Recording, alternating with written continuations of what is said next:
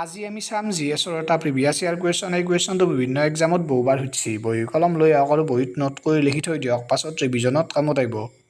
Constitution assembly অৰ্থাৎ সংবিধান সভাৰ কোনখন মিটিঙত অবজেক্টিভ ৰিজলিউশ্যন অৰ্থাৎ উদ্দেশ্য প্ৰস্তাৱ উত্থাপন কৰা হৈছিলে?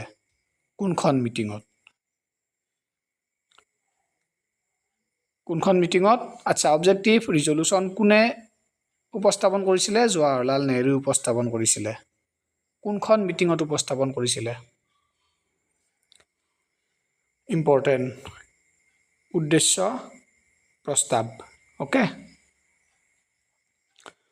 মনত ৰাখিব থাৰ্ড মিটিং, সংবিধান সভাৰ থাৰ্ড মিটিং কেতিয়া হৈছিলে? 13 ডিচেম্বৰ 1946 হৈছিলে।